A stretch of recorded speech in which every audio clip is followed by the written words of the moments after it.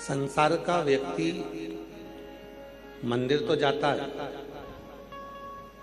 देवालय जाता है, शिवालय जाता है, पर शिव को नहीं जान पाता। कितने ही तीर्थ में जाकर स्नान कर लो, कितने ही सरोवर में जाकर स्नान कर लो, चाहे पूरी दुनिया के तीर्थ घूमकर आ जाए, चाहे पूरी दुनिया के सरोवर घूमकर आ जाए, और चाहे सारी दुनिया के जितनी नदियां हैं, पवित्र नदियां, सारों का स्नान कर,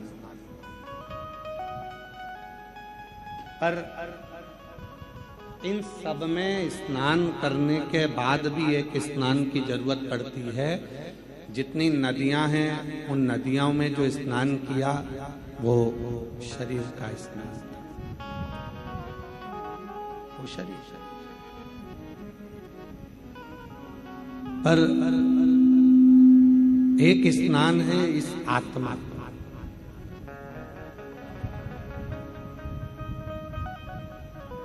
एक स्नान है इस मन का।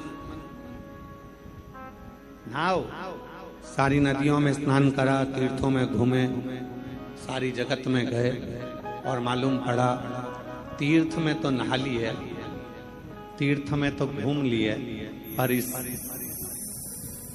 मन का स्नान नहीं हो पाया, आत्मा का स्नान नहीं हो पाया। तो फिर तीर्थ पहुंचकर वापिस आ भी गए तो क्या? आत्मलिंग का स्नान, मन का स्नान। और इस मन, कभी प्यासे को पानी पिलाया नहीं, बाद अमृत पिलाने से क्या फायदा। कभी गिरते हुए को उठाया नहीं, बाद आंसू बहाने से क्या फायदा। संसार सागर में जन्म लेने के बाद, संसार सागर में आने के बाद, यदि हमने मत आप कहीं पर जाकर कुछ दो, आप मत कहीं पर दान करो, मत कहीं पर कुछ दो, पर अपने परिवार में, अपने कुटुंब में, अपने रिश्तों में अगर कोई दुखी है, किसी को परेशानी है, किसी को कष्ट है, किसी को तकलीफ है, तो उसका भी तो स्मरण हमको करना चाहिए, उसका भी तो स्मरण।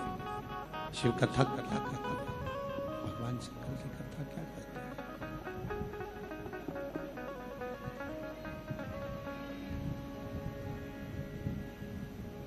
भगवान शंकर की कथा क्या कहती है?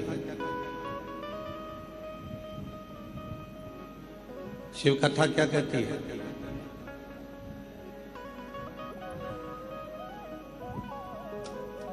आत्मा को परमात्मा के लायक बनाने के लिए आत्मा को निर्दोष करना पड़ेगा।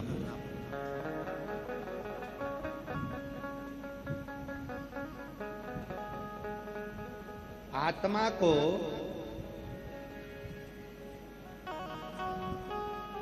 परमात्मा के लायक बनाने के लिए आत्मा को निर्दोष करना पड़ेगा।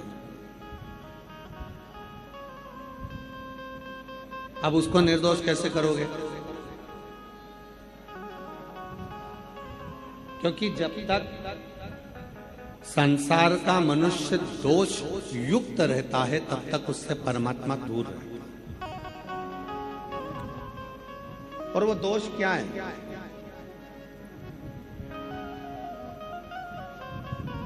निर्दोष बनाने के लिए करना क्या पड़ेगा? तो कहा गुरु की वाणी को श्रवण करो।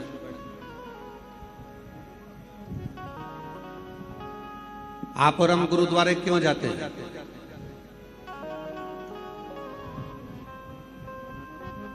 आवाज नहीं आ रही है, आवाज नहीं आ रही है। पंडालों में आवाज खोलो, दोनों साइड पर। आप और हम गुरुद्वारे क्यों जाते हैं? गुरु की वाणी को श्रवण करना, और केवल गुरु की वाणी को श्रवण नहीं करना, गुरु की वाणी को अपने हृदय में उतारना भी। जो बोले सो निहाल। केवल गुरु की वाणी को हमें सुनना नहीं है, हमें अपनी जिंदगी में उतारना, हमें अपने जीवन में उतारना।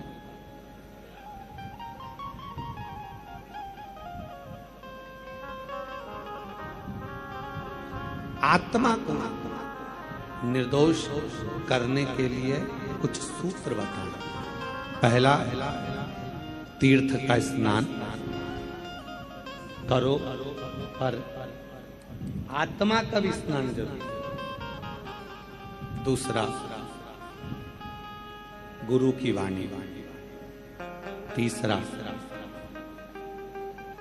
प्रत्येक जीव की सेवा।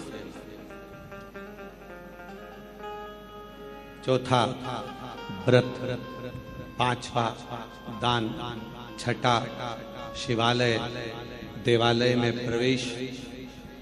सातवां, बुजुर्ग माता पिता की सेवा। और आठवां, सुमिरन। कितनी देर सुमिरन कर रहे हैं हम? ये जरूरी नहीं है कि तुम 4 घंटे तक बैठकर भगवान का नाम सुमर रहे हो।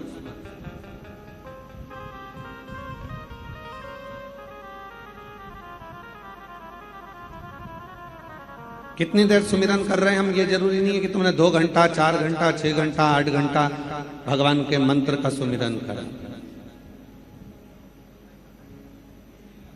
सुमिरन से मतलब है कि तुम्हारे सुमिरन, भले तुम 24 घंटा, फिर वही वाली बात आ गई, 24 घंटा भजन नहीं कर सकते मत करो, 12 घंटा नहीं कर सकते मत करो, 8 घंटा नहीं कर सकते मत करो, 3 घंटा भजन करो। 3 घंटा भी भजन नहीं कर सकते तो 1.5 घंटा करो, 1.5 घंटा नहीं कर सकते तो आधा घंटा करो, पर भजन करो।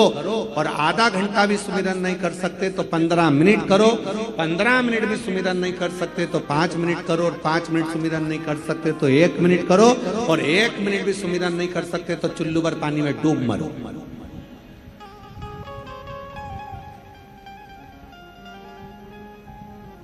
24 घंटा परमात्मा ने दिया तो शिवपुराण ये थोड़ी ना करे कि तुम 24 घंटा मंदिर में बैठे रहो। शिवपुराण ये भी नहीं करे कि 24 घंटा तुम जल लेकर मंदिर के अंदर बैठे रहो। यहाँ तो शिवपुराण ने कहा